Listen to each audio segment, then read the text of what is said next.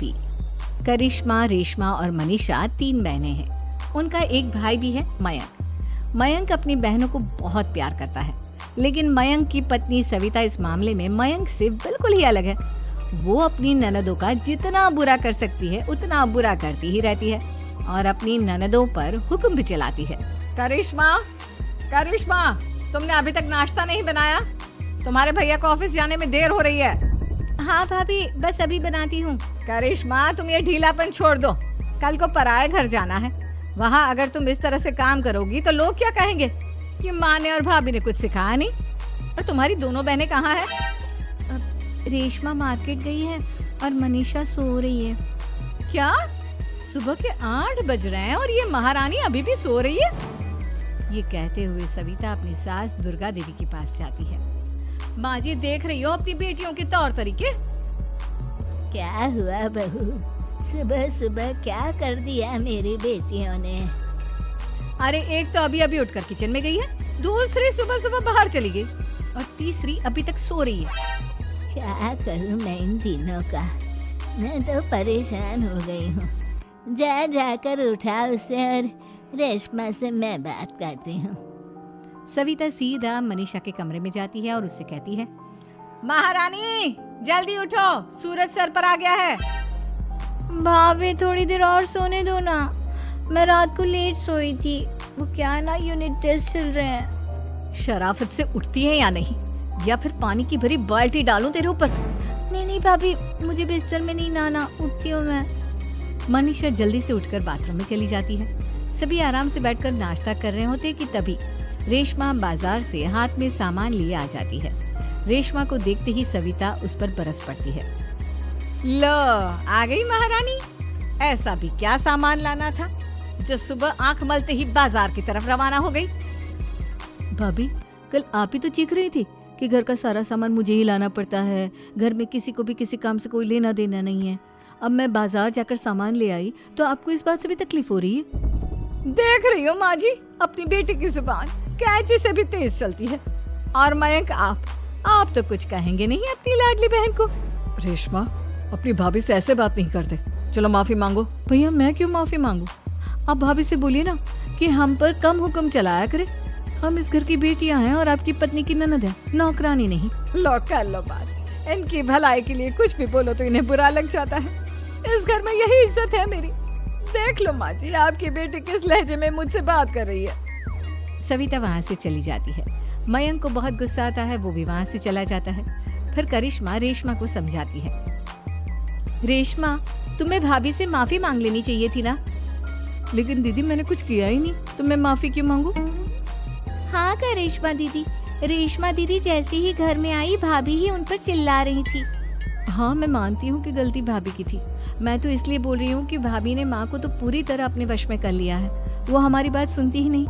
मयंक भैया हमारे लिए हमेशा खड़े रहते हैं, इसलिए उनकी बात का मान तो तुम्हें रखना चाहिए था ना। कोई फायदा नहीं दीदी, कुछ दिनों की बात और है, भाभी उन्हें भी हमारे खिलाफ भड़का देंगी। फिर वो भी माँ की तरह हमारी किसी बात का विश्वास नहीं करेंगे। इसी तरह सविता अपनी तीनों ननदों को किसी न किसी बात पर परेशान करती रहती थी। एक दिन मयंक अपनी तीनों बहनों के लिए गिफ्ट लाया। क्या रेशमा, ये तुम्हारे लिए हार का सेट। रेशमा, तुम्हारे लिए सुंदर सी ड्रेस। और मनीषा, तुम्हें किताबें पसंद है ना, तुम्हारे लिए किताबें लाया हूँ। थैंक यू भैया। थैंक यू भैया। थैंक यू भैया। करिश्मा, तुम्हारा नेकलेस कितना सुंदर है, ये भैया कहाँ से ले आए होंगे? मैंने भैया को 3 दिन पहले फोन पर ये डिजाइन दिखाया था और आज भैया ये ले आए।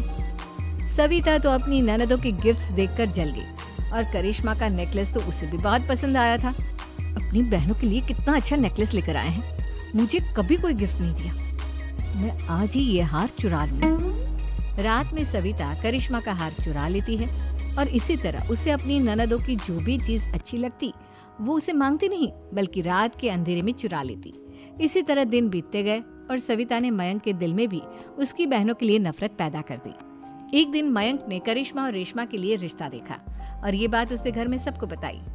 माँ, करिश्मा और रेशमा के लिए बहुत अच्छा रिश्ता आया है, वो लोग कल इन्हें देखने आ रहे हैं। आप और सविता मिलकर सारी तैयारी कर लेना।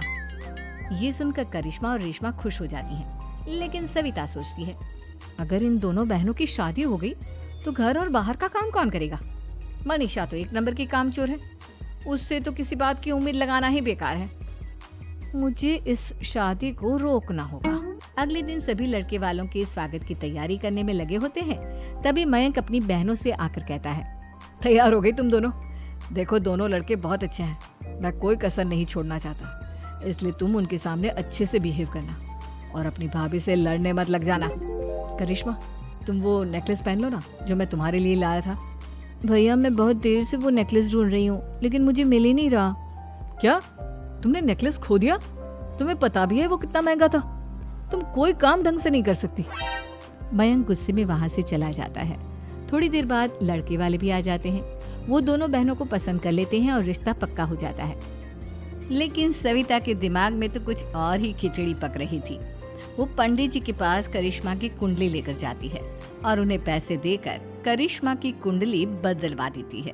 जब लड़के वालों के पास करिश्मा की कुंडली जाती है तो वो दुर्गा को फोन करते हैं।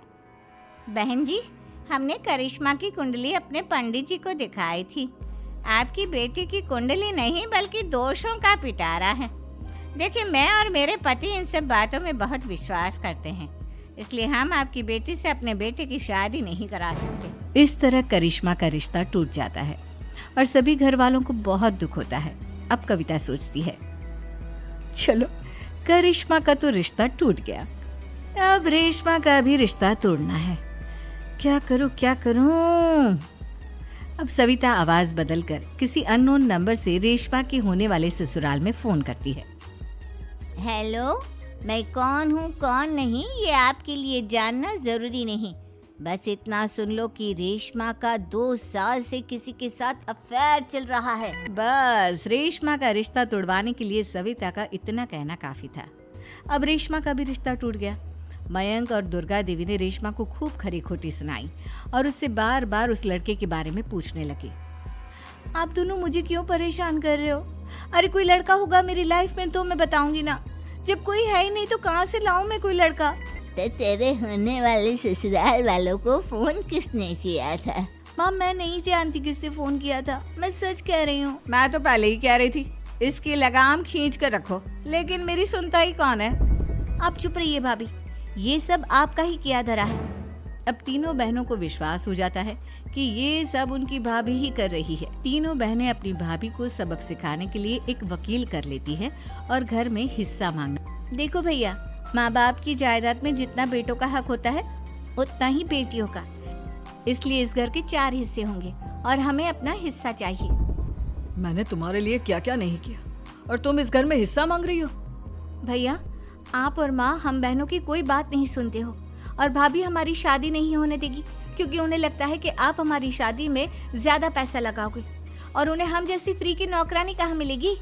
तो हम भाभी के साथ तो रह नहीं सकते, हम बहनों को अपना हिस्सा चाहिए। अरे तुम्हें शर्म आनी चाहिए अपनी भाभी पर ऐसा इल्जाम लगाते हुए।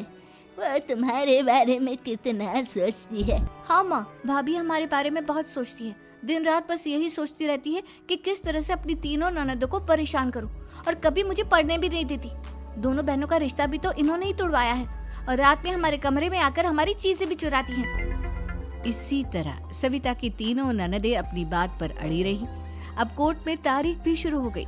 जब सविता को लगा कि उसकी तीनों ननद इतनी आसानी से नहीं मानने वाली, तो उसने अपने पति और सास को सारी सच्चाई बता दी और अपनी तीनों ननद से माफी मांगी। मयंक और दुर्गा को भी अपनी गलती का एहसास हो गया। अब सविता खुद करिश्मा और रेशमा के लिए अच्छा रिश्ता ढूंढती है और उनकी शादी करवाती है।